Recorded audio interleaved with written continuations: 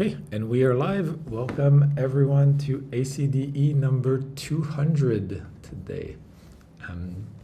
Woo! Okay, there's a bunch of us already in Thailand. Other people are on their way, but we have a few things on the agenda to cover. Updates on Pectra, a couple spec discussions around 7.02 and 7.702, new testnet that just launched, Mekong, and then if there's any spec updates for Devnet 5, we'll cover them. Then a couple other topics around EIP activation, a new proposal for an ETH protocol, and an update on EIP 7610. Yeah, I guess to kick us off, we have Perry on the call. Do you want to give a quick update on the DevNets? Yes. So to start off with, we have a new DevNet that's been announced today. It's called the Mekong DevNet, testnet. And the idea is that it's a testnet that's meant to be used around DevCon as well as by wallet developers, etc., over the next weeks or potentially even a month or two to test out all the features that we want to ship in Pectra. It relies on the DevNet 4 spec, considering that we're still modifying some things on DevNet 5. So it's live. Please have a look at the landing page. You can find faucets. There's a guide for how to run a node. There's already a FAQ. So the FAQ is something we're going to carry on for Pectra as well. So if you're questioning how it's going to affect you as a validator or how it's going to affect you as a node operator or anything like that, please have a look at the FAQ and take part. We're hoping that over the DevCon week, people use this testnet for a lot of experimentation and hackathons. So that's the first big upgrade, first big announcement. And I guess I don't know, Tim, do you still want to say something about Mekong or should I continue with DevNet 4 updates? No, please go for DevNet 4. Okay, yeah. So DevNet 4 is something we want to deprecate soon. The question is just, do we still need to keep it up for some debugging, or could we delete the DevNet? Considering it's the same spec as Mekong, I guess we could reproduce whatever we need on Mekong.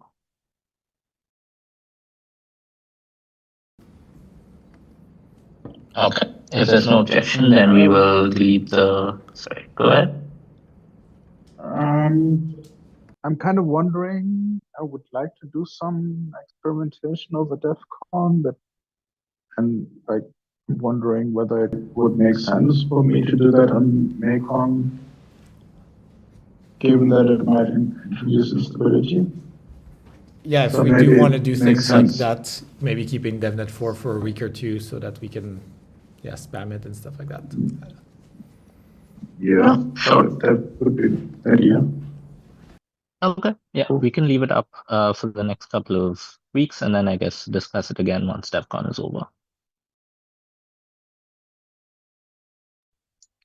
The only other topic was that in Mekong, we noticed that for a couple of epochs, the head vote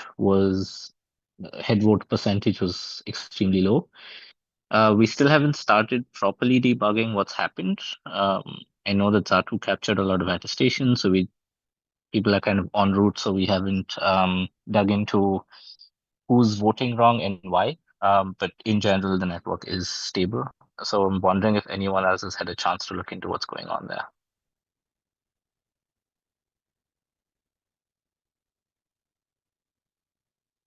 Okay, then I guess we'll figure it out over the next days and post an update for that. I think that's all the updates from our side. Sweet, thanks. Any client team have updates they want to share about DevNet 4 or Mekong?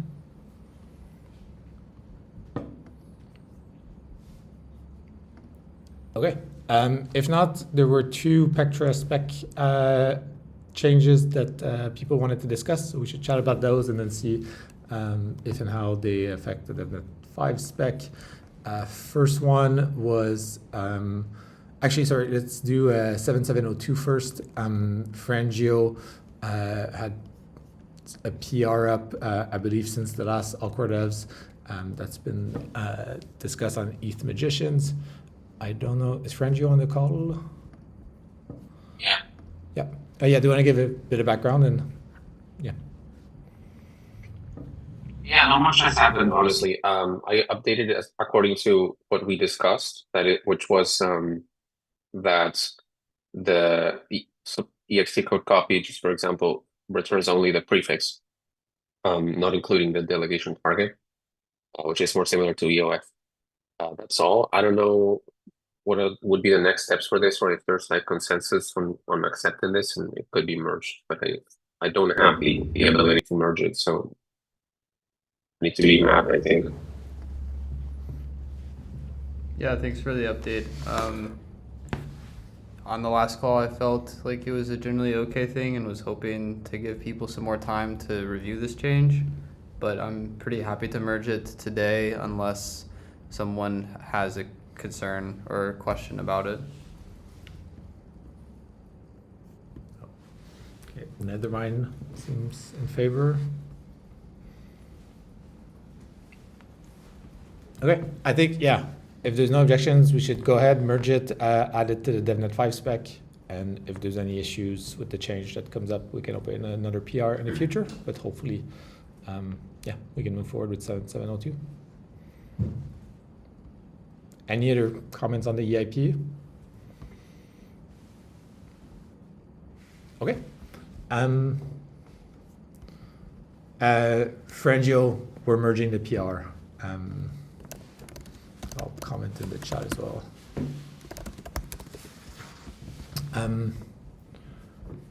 Okay, sweet. Other one on the agenda, Felix had a PR to update the contract in EIP 7002. Felix, you want to give a bit of background on yours? Yeah, so sorry again for adding this in the very last minute. So basically, this has been ongoing in discussions for a while. So it's one of the basic things in the 7002 contract, but also the 7251, like 7251 consolidations, that when you basically the fee that is required to add requests into the system contract is a dynamic one. So this means the users may overpay fees unless they use the specific mechanism in the contract to query the fee before they add their request. And I felt that it would be kind of important, first of all, to give an example of this in the EAP, because it's kind of hard to use actually. And also, just to clarify that, like, there are certain conditions have to be met for this to work at all.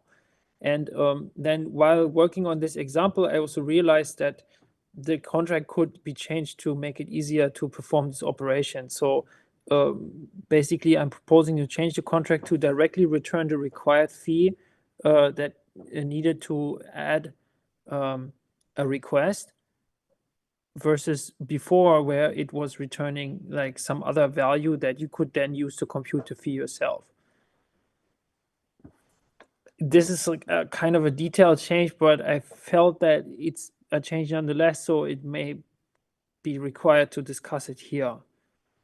I honestly don't know why it was, why it was done the way it was done before, but yeah.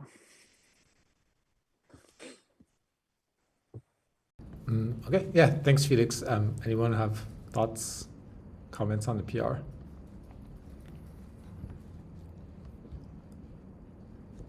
I guess, and yet, not that this is like the most important thing, but we do have audits on these contracts that have begun. So we should consider this as we're, thinking about making potential changes, but yeah. Yeah, so there are the audits are ongoing, but there will be changes resulting from the audits as well. So it's not like the contracts are final anyways. So that's that. I was also more generally interested to hear, like, just to make people aware that like these kinds of complications exist with the contract. It may not be obvious to everyone, like that these contracts behave sort of in the way that they do. Also when it comes to, for example, selecting the caller address and stuff. So yeah, this is just why I propose it here. I guess it's a bit too late. Like maybe we could discuss it the next time or something. I don't know. It's maybe a bit late to bring this in. Anyway, seems there are no comments, so we can just move on. Yeah, I guess last call if anyone has had the chance to review this. Otherwise, I would also try to get people to review it async and not wait, the entire ACD cycle to make a decision here. I will say I'm supportive of it and reviewed it. I think it makes sense. But if other client teams want to weigh in, please do.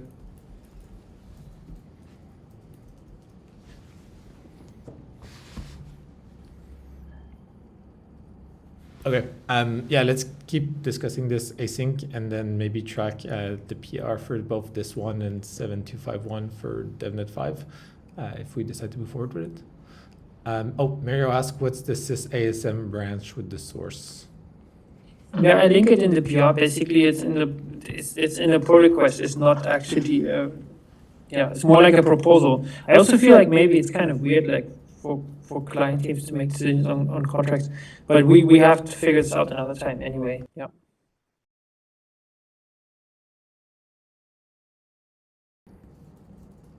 Okay. Anyone else have comments, questions on this? Okay. Yeah. So if people can review this async, and yeah, we can potentially come to a decision before the next call. Those were the two only Pectra spec changes proposed. Was there anything else on Pectra implementations or devnets that people wanted to talk about?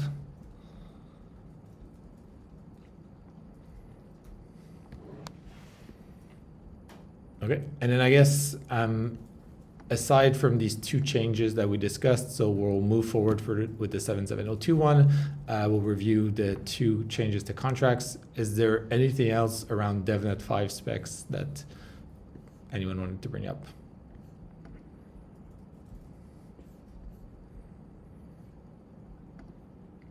Okay, I guess that's everything for Pectra. Next up on the agenda, so there was a discussion point on the last ACDC about Fusaka testing to see whether ELs could have the flexibility to unset features even when there's a hard fork encoded. Alex, you put this on the agenda. Want to give some context? Sure, yeah. So this kind of came up thinking about PureDOS and testing it in the context of Fusaka. And like to give a concrete example, let's imagine that we have Fusaka devnets that have both PureDOS and EOF. It'd be nice to be able to like test PureDOS things without any complications from EOF. It'd be nice to test EOF things without any complications from PureDOS. So I was wanting to get a temperature check from ELs around feasibility here. Like ideally there'd be some way to say unset like a fork epoch or fork timestamp for a particular set of features. And from the last call, like CL clients, I think were pretty okay with this. And I wanted to see what ELs thought around feasibility here.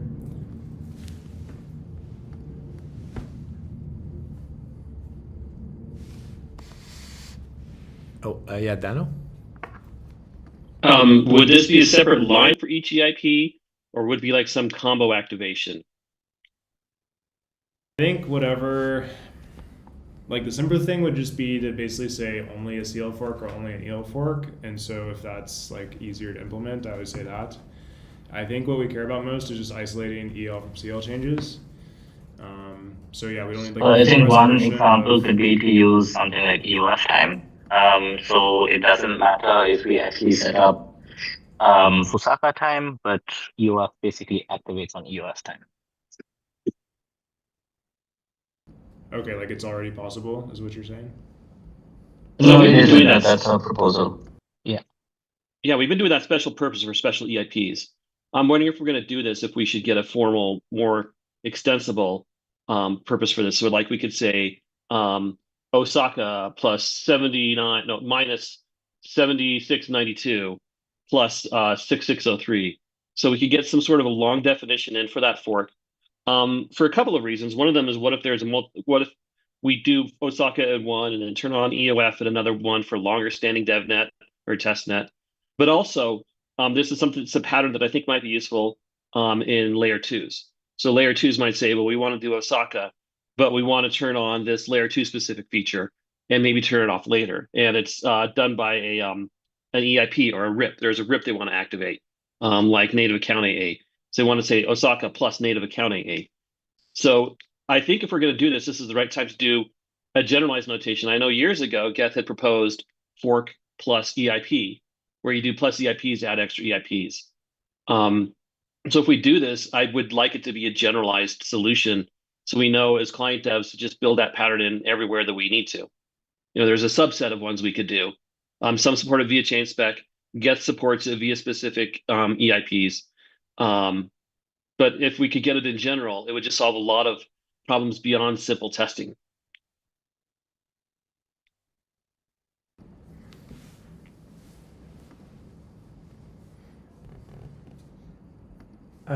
Lucas says Nethermind supports this out of the box. I guess, Lucas, does Nethermind support like the most general version of this, is what Dana was describing?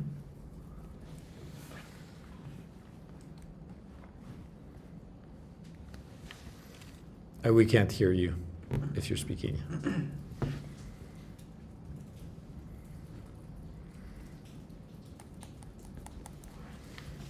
Can you hear me now? Yeah, we Yes, can actually. So, Nevermind supports with chain spec as if the EIPs are not related to each other, right? We can have them separately activated. If they are related to each other, either you need to activate both of them, right? If they are somehow related. But if they are not, you can activate each one separately through chain spec. Yes. Does it support deactivation, like deactivate PeerDAS? Well, you wouldn't activate it, right? And that's deactivation. You just set it to infinity usually. Yeah. Mm-hmm. So you could set Osaka, which would by default have PeerDAS, but you could separately set PeerDAS activation and set it to ridiculously high number. No, that's not how it works. So we don't generally have a concept of hard fork, so we generally set all EAPs separately to the same number activation, right? We don't have Osaka as a parameter. We set those EAPs and that's it. That are in Osaka. So we have fine-grained control over EAPs. Okay, so it sounds like ELs are on board with the possibility, and then it's just figuring out different functionalities. If like, any other ELs are here and could chime in to what they support today, that'd be nice to know. Yeah. Felix? Yeah. So I just wanted to mention, so this has been a long-standing issue in general, that there are two conflicting formats for specifying the fork configuration of the ELs. There used to be more than two, but now it's sort of settled down where most ELs now use this format that Geth also uses, where we have the fork names and their activations. And then Nethermind, I believe maybe Reth as well has I think Reth supports both kind of, I'm not sure. But anyway, so the chain spec is a more general format. It was invented way back by Parity to allow very fine-grained configuration, and it's great, but I feel like from a usability point of view, it is kind of overly flexible, and it also requires the client to be able to actually activate all these features separately, which may not be possible. So, or maybe it's like it just adds an additional complication in the code.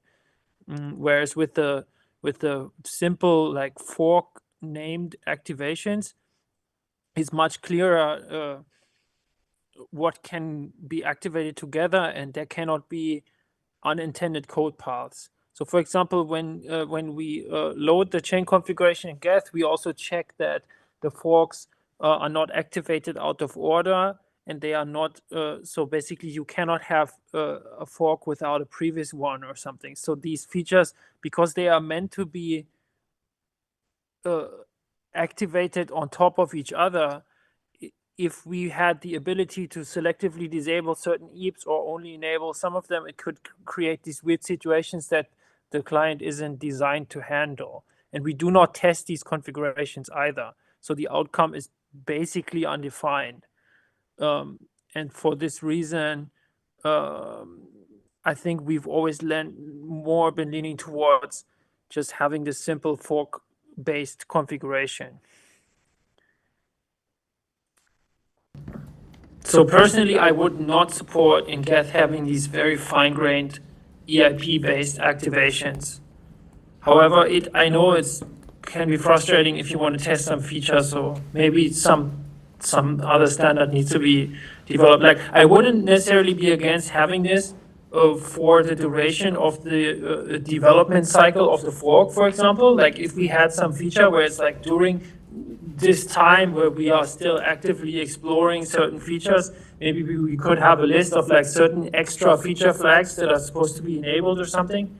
But then it wouldn't necessarily be possible to apply this forever. Like these features would not be available. Like, let's say once the fork is shipped, we would basically remove this ability.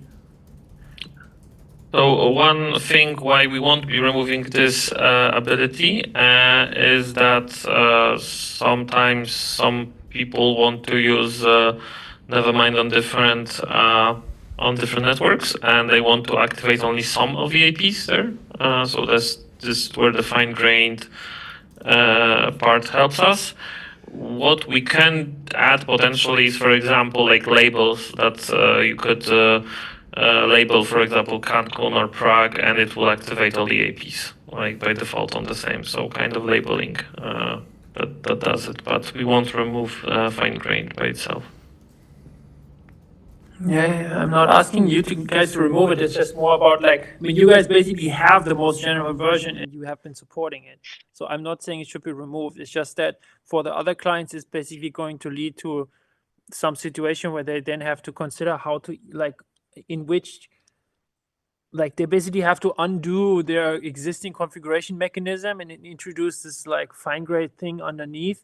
And then the question is also, yeah, is this going to work or does it make sense?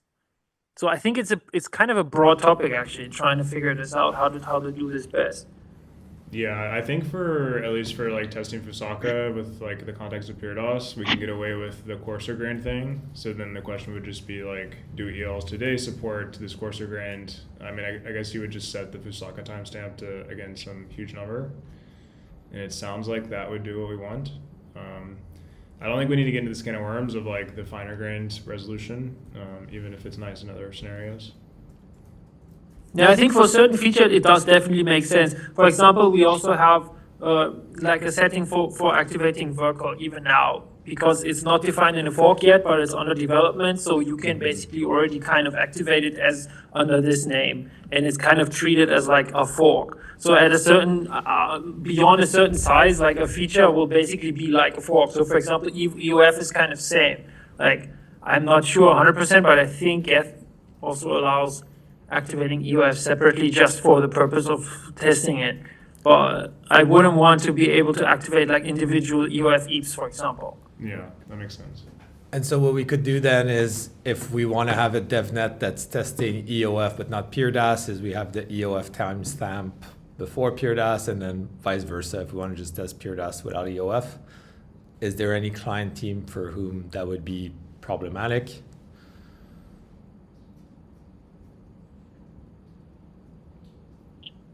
In testing EOF, we've always had all sorts of bugs. So we have multiple activation targets for EOF. It's really, honestly, it's hurt the progress of EOF to have multiple forks that it activates on. We've always had problems with tests targeting multiple things, clients supporting multiple things. If there's multiple targets for EOF to activate, it's going to cause problems. Similar for PeerDAS. So I guess, is there a reason why we couldn't just have if we want to do a PeerDAS DevNet, we just do it and not activate the EL side of the fork and vice versa? So instead of having like 2 times, you just run a DevNet where effectively the Fulu part, but not the Osaka part of the fork has activated, or vice versa? Is there any issues with doing that? Yeah, that wouldn't work because of the engine API. Like it's kind of this is also an untested path, kind of because the engine API versioning kind of goes along with the forks. So then you'd have to, there would be special logic in the client. Wouldn't it be to the not same use engine it or- API version though? Like what, because I don't know, does PureDAS change the engine API? EOF doesn't change the engine API. It might I think at the moment it's fine, but eventually we will be changing it. So I guess for now, kind of our plan has been for the PRDAS world, we just use legacy versions like latest master gets, which doesn't have any changes for Fulu anyway. And for EOF, we just use legacy versions of the CL. That kind of achieves the same thing, and then we deal with the problem when we want to integrate the two. Yeah, EOF has 0 dependencies on CL changes, so that would actually work. Yeah, that was kind of our plan for now. In case we could figure out some sort of shared activation strategy, then we would love that. But it sounds like it's something we can also talk about in the testing session. But for now, I think we have like a plan. Okay. Anyone have concerns with that? Otherwise, yeah, we can bring this up in a testing call, but it seems like a path forward, at least for this fork. Okay, sweet. Next up, we had, I believe, Giulio and the Nethermind team wanting to present ETH70, which is a new ETH protocol to allow nodes to communicate subset of blocks that they have locally. Are either of the authors on the call right now?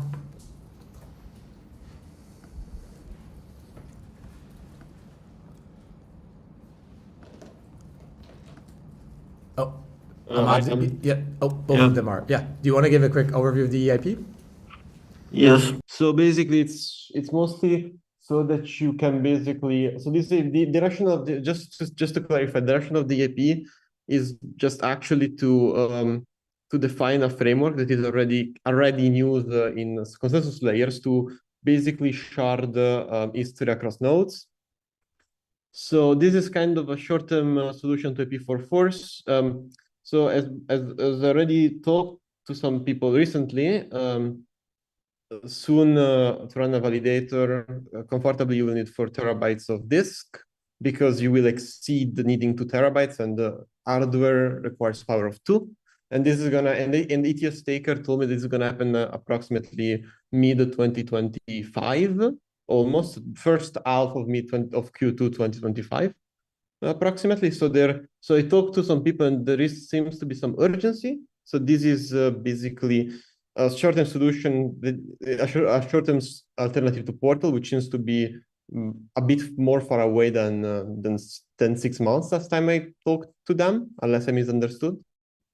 So what this EIP actually, now I can explain the rationale. What this EIP actually does is it basically it basically divided the chain into chunks of set size chunks, and each node when it's first bootstrapped selects a bunch of random chunks, which then backfills, which then basically syncs by just verifying it against the header chain. So you still keep the header chain, but you keep only a small section of the transactions chain. And what then happens is that they advertise through a bit list or a bit mask, as some people from the Bezu team suggested, which shards they have, so that when a node wants a specific block, they just cycle through the shards. What's actually cool is that since we have support for ENR in FP2P, we can just put in the ENR, and just by looking at the E node without even connecting, you can just discard the peer and move to the next one. And the other cool thing is that if you choose a sane shard size, you can have really big shards and very few shards, and it's actually very easy to rotate the peer discovery to find nodes that have the blocks you want. You probably don't even need something like Academia even for something like that, because it's just Rookie's numbers of shards. So yeah, this is kind of the proposal. It's just a short-term solution just to alleviate the problem, if anything. But yeah, that's it. Okay, thank you. There's some comments in the chat saying, why do we want to work this if Portal is going to be there, and that maybe it's significantly simpler. Yeah.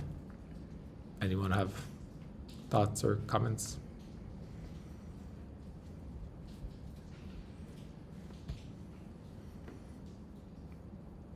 Okay. I mean, if not, yeah, I guess people can review this. I have a comment because, this is fine, let's say, but what is the incentive of people to keeping any of this? Why wouldn't someone delete all its history? There was never an incentive in the first place for people to keep all the history. So Yeah. I don't know why this matters. Well, it Yeah, would I have think- to. Go ahead. So maybe just a quick comment about this. So this solution definitely makes it a bit better, because compared to to just having to keep all of the history, because I mean, you are not incentivized to keep any of the history, but if you have to keep less by default, you're also maybe less incentivized to turn it off. And I just want to clarify again, like, it's very unlikely that Portal, I think, will be ready by the time we will need 4 terabytes. So, I mean, I don't know. That's at least what I heard from people, that it's probably not going to be ready by then. So this is just kind of this is just a way you can probably avoid having people having to stack up on you on more drives. But yeah, that's kind of it. Well, I'm like, it's not the first-hand information, but from what I said, the receipts and blocks networks are ready, the history network. And as far as I know, Ashraf from our team is working on integration, and he was able to download them without a problem. So not sure what's not ready about Portal.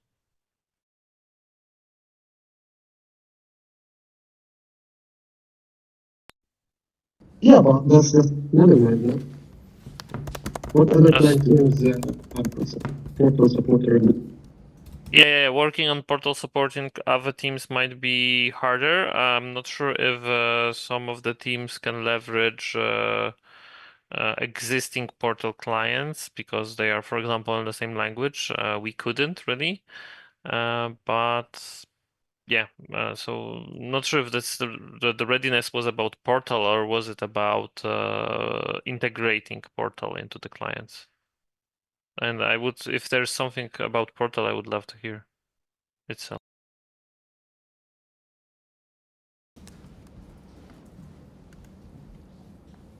Yeah, I don't think there's anyone.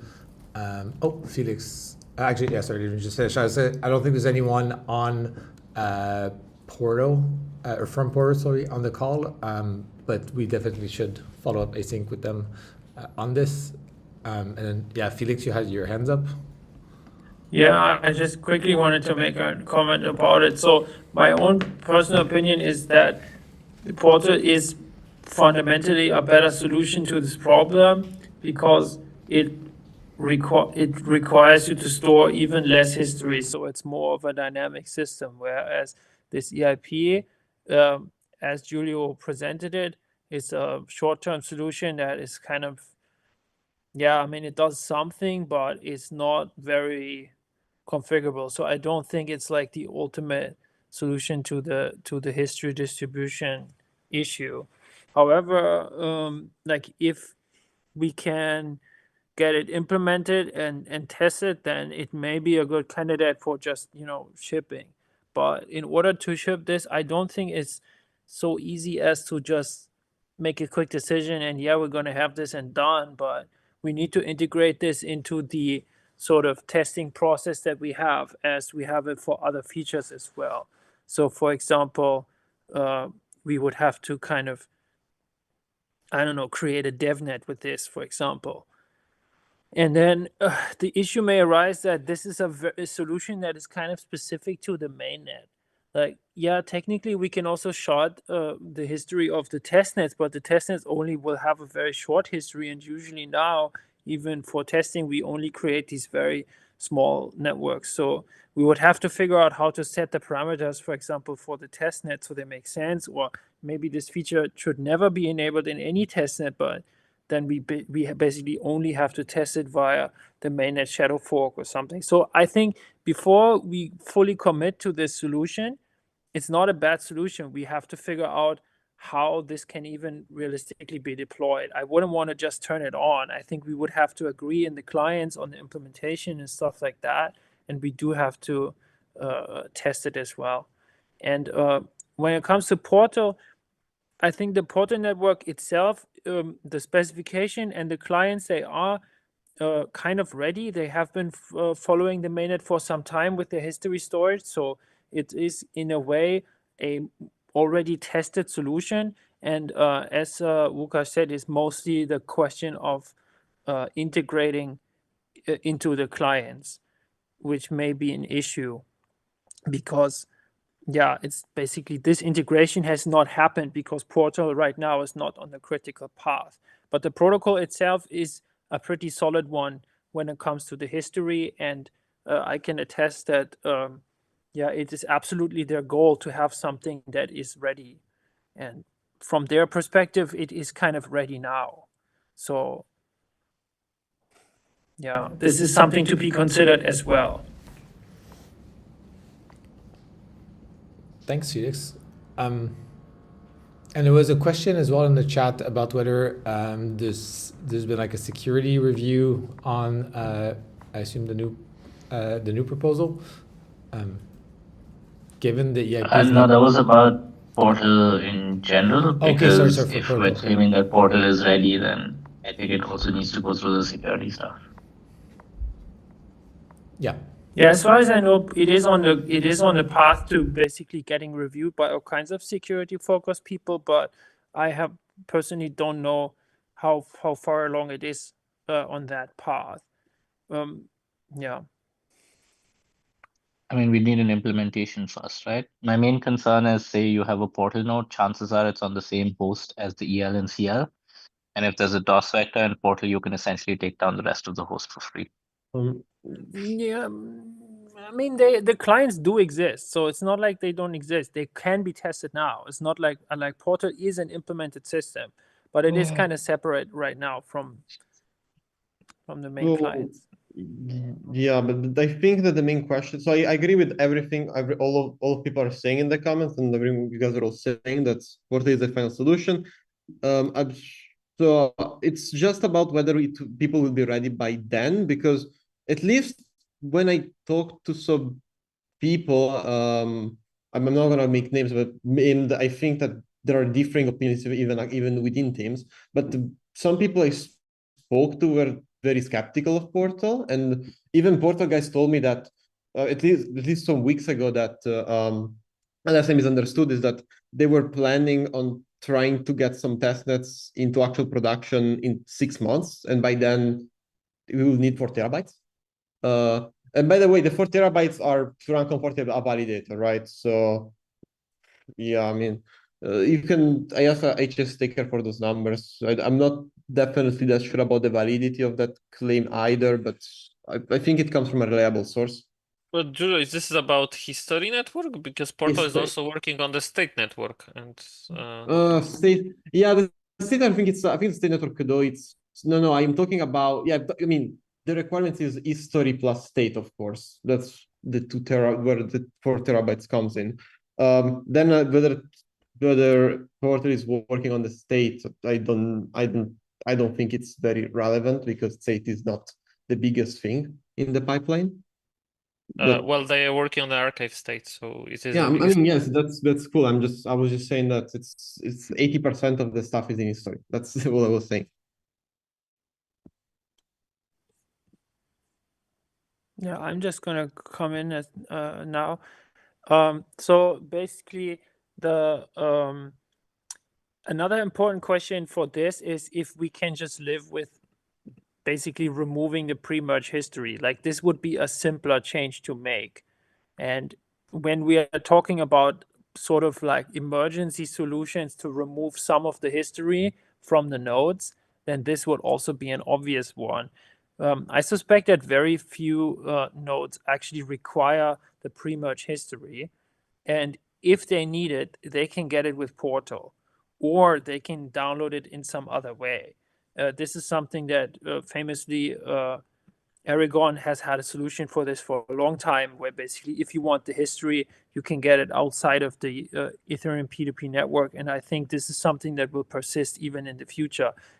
So if we just want to make a quick change, we should maybe create an alternative EAP as well that just says you are not required to store the pre-merge history anymore.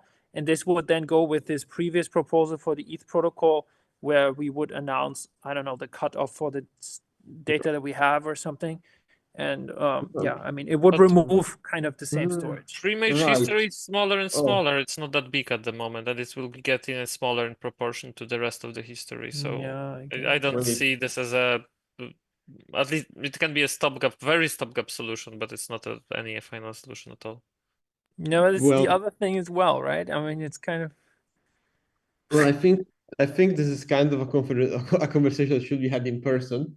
I mean, another thing maybe is that we should just say, because there are really some clients that have a solution to this, like if Aragon has that, Nethermind is close to have that as far as I understand from the call. So maybe the actual thing is to just say to everyone, just drop history now, and everyone can just catch up later or something like that. That's also probably could incentivize people to work on it, but that's probably a conversation to have in person. That's also something a bit controversial. Yeah, I mean, I would personally. This has the sort of argument there has always been that before we make the collective decision to drop history, we need to be kind of sure what will be the way to get it back. And if we can all agree that like Good Portal question. Network is the long-term thing, then Well, we do can we actually agree need to use the same method though? Because Aragon personally is not probably going to use port, it's just going to use torrents, right? Because we can already do that already. So maybe and I don't know if Ref has their own static file system. I actually don't remember if they download stuff from somewhere. But maybe they do. I think that we should not enforce really in the longer run, like enforce a way in which nodes should get their chains. I don't think that makes much sense. But the main question One is reason just why like, it does make sense though is you don't want every single client to have to effectively rebuild like a history network. And it would be nice, like say I'm running Aragon and I want to switch to Nethermind, that there's like not a completely different way. So like there is value in standardizing this.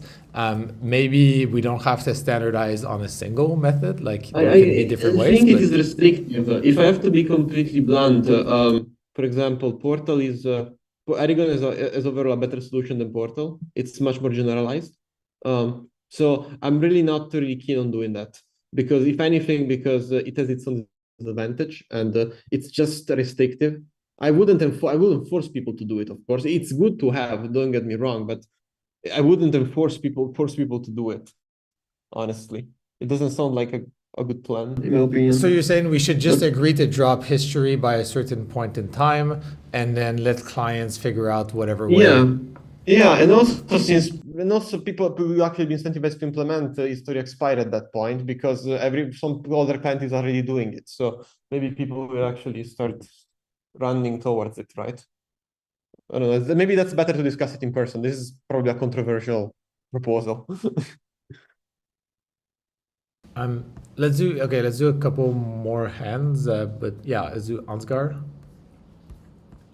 Yeah, I just wanted to very briefly kind of agree with Giulio, and I also said that in chat. I think that history is conceptually something that's much closer to like the different ways that clients expose tracing capabilities, or even they choose different database layouts, where basically that really very much is something where like if clients want to collaborate and coordinate and multiple clients share the same format, that's great. That's useful. But there's no inherent reason that's not part of the kind of the consensus sensitive parts of the protocol. So it really feels like that choice should be with the individual client. And I separately also think the way to ship this practically would probably be to agree on some sort of point in time at which I wouldn't quite go as far as to say that everyone stops storing history at that point. It's just that, like, at that point, not every client would be expected to keep the history anymore. So at that point, it would basically then be that every client would be free to make their own choices. I mean, my opinion is that whenever a client gets a way to get the history from somewhere else, they can just prune it by default. So the first ones will be probably Nethermind and Aragon, because now I think like Nethermind is quite close and Aragon already have it, and then Gaf will follow suit probably later, and Bezo too. I think that probably makes sense. Whenever a client is ready to drop it, they can just drop it. I think that's my main idea. Okay, let's do Lucas and Felix. So I a bit disagree, because if one client drops history and the other client doesn't have a way of syncing archive, for example, you kind of break their archive sync. So not happy to do that without a social consensus on that. But about the shard blocks protocol, so I kind of, the more I think I like it more, I need to read about the details a bit and have more, maybe we'll have some feedback, but I like it because it's really easy to implement. I think it could be implemented in a matter of months, let's say, in all the clients. And yeah, it's simple. And even if we have Portal Network, at least for some time being, until we get even bigger confidence in it, it's another redundancy method. So overall, I like it. And history should be redundant. So yeah, I think it checks all the boxes for me. Thanks. Let's do Felix. Yeah, so maybe some final note. It's this is more about something that also Giulio earlier said. That there should not be, clients should not be forced to implement these protocols if they have their own way, which is better.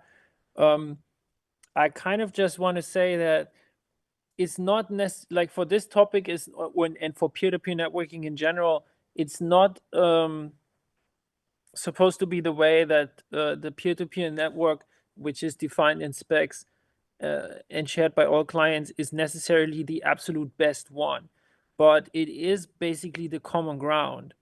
So I would say that if we make the decision to take in Portal, for example, then Portal will become a part of this common ground. So it's something that we expect the clients to support, even if they don't consider it to be the absolute best. And then I think treating it this way kind of changes also the requirements on the solution. So if the requirements are not to provide the best solution, but just something that can reasonably be supported by all the clients, then it's, for example, it changes the assumption that like Portal is kind of good at being this kind of common ground solution because it doesn't have a very large storage requirement. So if you have to keep some part of the history in a certain format only to satisfy Portal, for example, then it's actually good if the protocol doesn't force you to store a lot. So for example, the big shards would be kind of annoying, but if you can have these like smaller shards, then as with Portal, where you only have to store like a couple 100 megabytes at most of history to be like a good citizen in the network, then maybe it is way more acceptable to have Portal as a solution, even if you don't totally like it. It's just a way for people to basically participate in the network in terms of being like on the common ground. Yeah, I mean, I kind of agree, but on the same time, I wouldn't probably. I think we need to discuss it internally, but we are not really that keen to support Portal Network over the long term. I'm at least maybe we can rethink it. I don't know. Yeah, I think we probably have a good sense of people's perspectives for the moment, and we can continue the conversation both around DevCon and async. Is there anything else? This will surely be something that comes up at DevCon. Yeah. Is there anything else that someone feels we should bring up right now on the topic, or are we happy moving on? Okay. Sweet. Yeah. Thanks. Julio and Ahmad for drafting the EIP. And yeah, let's continue chatting about it on Discord and around DevCon. Last one we had on the agenda today. So months ago, we decided to quote unquote retroactively activate EIP 7610, which formalized some behavior around reverts for contracts creation if the account does not have empty storage. So this was effectively like an edge case that we decided to make explicit to fix, and it didn't affect any previously deployed contracts or transactions. I guess the EOS team was looking into adding support for this. We wanted to move this to final and wanted to raise on a call to check if anyone had any issues with that, and also to see if every client had actually implemented it. Yeah, Paul? Hello, how can you hear me?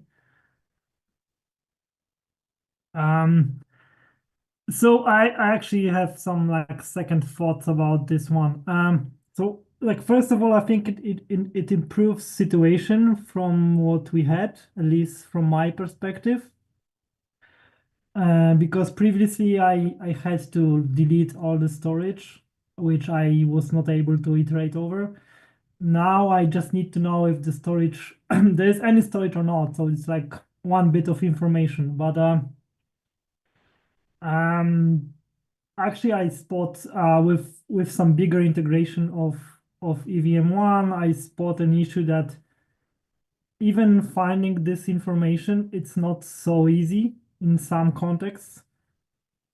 And I need to build small infrastructure that serves only this purpose. So and it feels like a kind of theoretical case that we're trying to handle. So I kind of appreciate that, but I still think it's might be a bit too much. So what I was started considering if we can just ignore the storage and just assume if there is any storage, it just stays there. But I'm not sure that's possible in this way. So yeah, if there is option to further improve that, I would also wanted to consider this.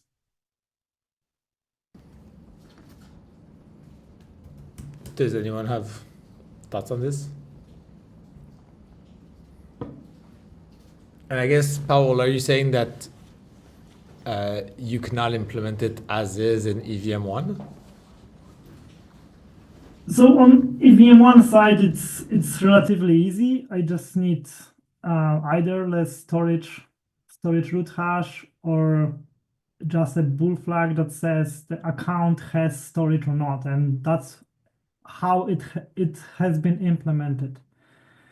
But now the user of EVM has to provide this information somehow, and turns out in for example in Aragon, that's not so obvious how to get this information, because this information, it's not in the execution subsystem, it's in the commitment subsystem. So it's like much bigger hard like struggle to implement that. So I think Aragon hasn't implemented it yet, to my knowledge, and I wasn't sure how to implement it either.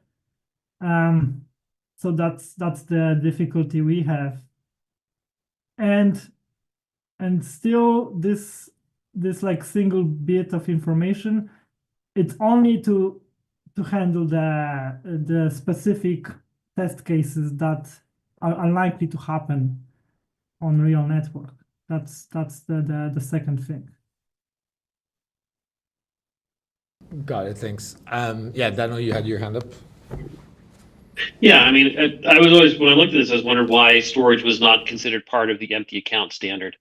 Empty account was always, notes, balance, and it was 3 items: notes, balance, and the third thing, but it wasn't storage.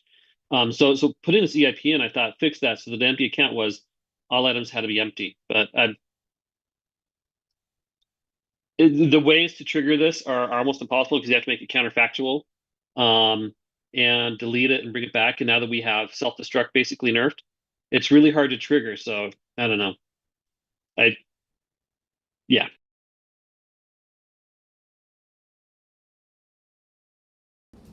Okay, Dragan. From Arabian side, red side, it's similar situation that Paolo described. It's harder to do. Basically, we need, if we want to fully support this, then we are seeing this as the very edge case that's very hard or impossible to trigger because you need hash collision. We'll need to add flag inside account and tie account, or for us it's account table with storage table. For us, it's not the account and storage are separate tables that are with this AIP needs to be tied for us to support this. I think I think from get client they wanted to add or remove add these restrictions so it's easier for them to support some things. But in the end, as this needs hash collision and as Dano said, it's very hard to trigger or impossible to trigger. Maybe to have maybe to reframe that AIP to allow ambiguous result, but whatever happens. I was not really sure, and I didn't work on the CIP, but I was just curious, like, how do you compute what the leaf hash of the account is? Because do you not need the storage root for that? Yeah, but we do that separately. When we execute transaction, we just touch account and storage tables. But for Merkle tree, we have different tables that have hash versions.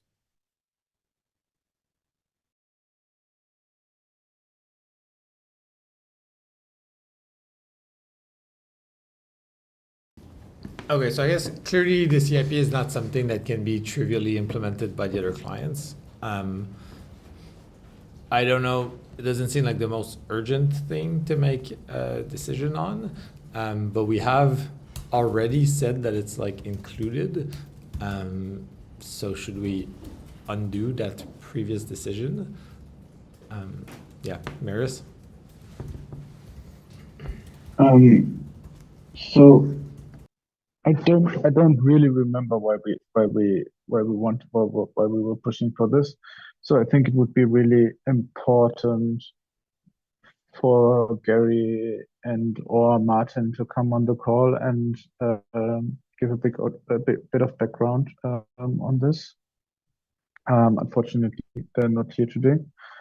If I remember, like there are something like 28 such contracts or something, and all of this came up in a refactor that we were doing. And yeah, it's kind of, it's an edge case, and I think it should be handled in, like, it should be defined.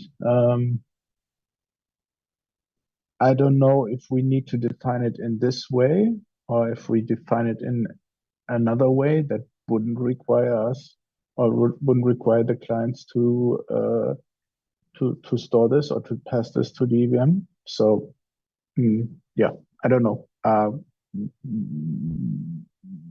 But I think it's important for the EIP authors to give their opinion on this before we pull it.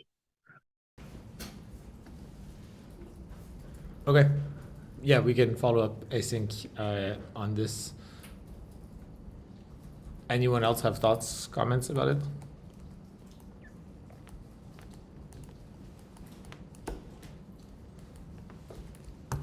Okay. this was the last. Sorry, if it would be really nice if the people who are against this could come up with a different proposal that defines this edge case that they can actually implement. I don't know if that would be just deploying the contract, or whatever that would be most like smartest way.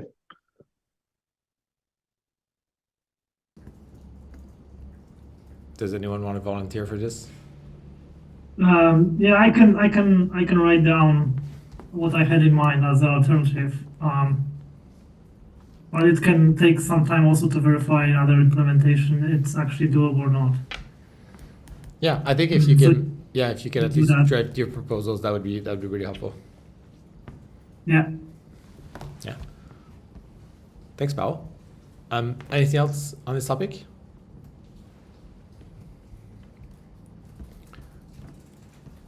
Okay, that was the last thing we had on the agenda aside from some scheduling stuff, but anything else people wanted to discuss before we wrap up?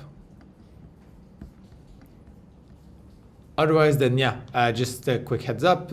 Next week, ACDC will be canceled because of DEF CON.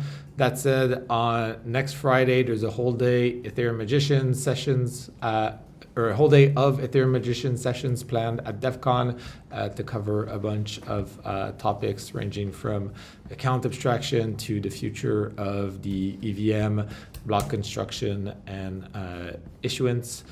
And the week after DEF CON on November 21st, we won't have a formal ACDE, but we'll have interop testing called for people who are available. So, yeah, that's it for the next couple weeks. We'll see everyone at DEF CON. And yeah, thanks all. Thank you. Yeah, thank you. Thank you. Cheers, Bye. Thank you. There's everyone. Bye. Bye, everyone.